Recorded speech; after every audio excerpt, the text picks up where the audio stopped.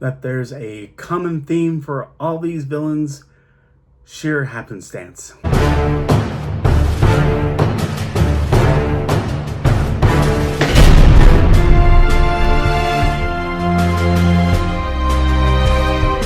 Welcome to my channel, KC. That's me, Carrie Chuck, the Sledge Storyteller, here to talk about the wonderful world of storytelling as an art form, its many mediums, and its history. And if you like this video, please click like. If you like this channel, please click subscribe. And while you're at it, please click the notification button. Thank you. So, more talk of public domain villains, spanning from ancient myths and folklore to modern media in any form, and I see still having strong potential in the world of storytelling. But some behind the scenes clarifications. I've been going through the names of public domain villains through the fandom website, sometimes also through Comic Vine in alphabetical order. If they're villains from folklore or myth, I look through various references, materials, whatever I can find, and when possible, the actual translated text.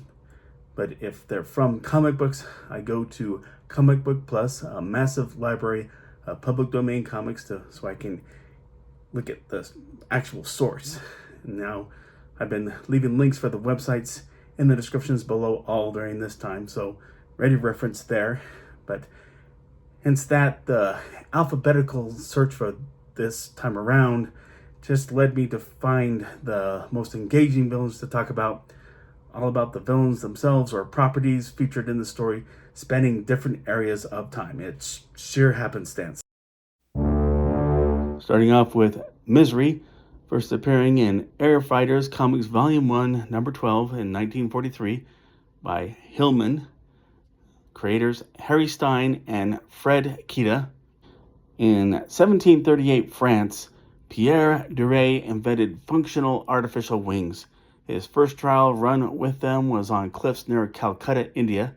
Local witnesses of that test thought Duret was a devil using witchcraft, and they burned him alive at the stake on that very same cliff. Duret swore that they were not rid of him, and out of the execution site emerges the form of a future airplane, which became the stuff of legend over the next 200 years. All the while, Duret, now calling himself Misery, gained a following of the spirits of brave men in his air tomb before emerging in World War II, downing entire squadrons of British planes. He could transform the air tomb, as it was called, into a flying aircraft that emitted a destructive electrical burst. The interior could be filled with toxic fumes. He could envelop an area in darkness and transmit his voice over any radio, and had the power of mind control. But Misery's design is perfectly macabre, and it doesn't get more formidable or intimidating than his character makeup and build up, the whole story there. Lots of potential there. The Monster, Gorgo, number 8 in 1962, Charlton, created by Joe Gill and Rocky Mastrosero. Now, okay, super generic name, but we're talking about a prehistoric shape-shifting beast that fed off of human fear. It dates back to almost all of human history, sustaining itself off the fear of monsters from the people. After a long slumber, the monster awakens in its cave in the year 2092, and we get to learn from its recollections that it terrorized civilizations in familiar forms such as a medieval dragon, the Loch Ness Monster, and Quetzalcoatl.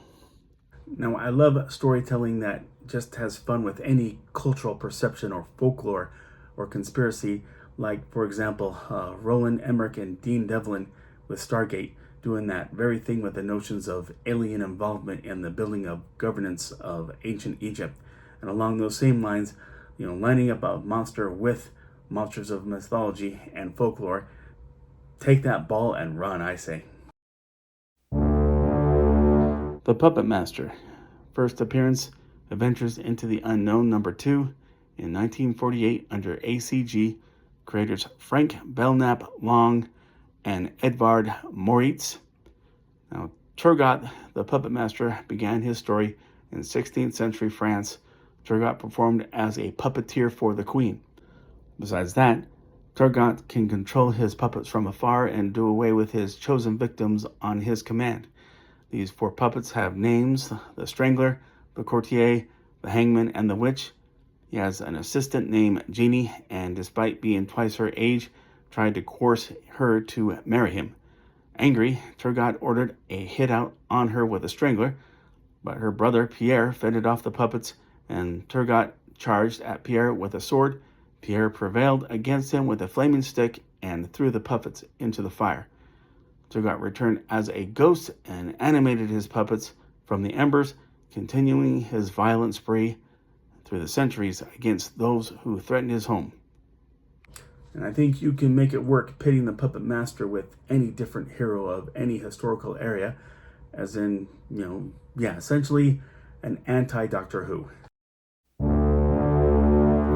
The Red Knight, first appearance in Blue Beetle number 18, published by Holyoke in 1943 by Phil Bard, the creator.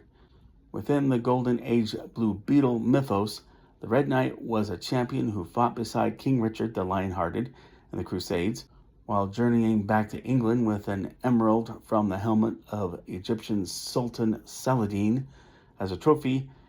He stayed the night in the castle of Count de Beaufort in southern France. The Count ordered his men to attack the Red Knight and take the emerald from him. The Red Knight prevailed, but the Count managed to stab him in the back. In passing, the Red Knight pronounced a curse on anyone who took hold of the emerald that they will perish swiftly. Centuries later, the emerald was picked up by German Major von Essen, who took on the identity of Frenchman Henri Renaud to sell it. He then disguised himself in the Red Knight armor and committed several murders under the cover of the famous legend, armed with his combat skills and the Red Knight's sword, all in the quest to obtain the emerald. But the Red Knight can be adapted to be anyone you choose for a period piece or modern times, with the time lore maybe carrying a mystical theme. But that's my list of public domain supervillains that merit consideration for storytelling nowadays. Agree, disagree, something I left out? Please let me know in the comment section. The link to order my Sledge miniseries is in the description below as well. It's available in digital or paper format. Give it a look. Yeah, I'll keep saying it. That's all. Look for civility amid any bad news or social, political strife. Let's not hate. Let's consider anybody we meet a potential friend. Everyone be safe, and God bless.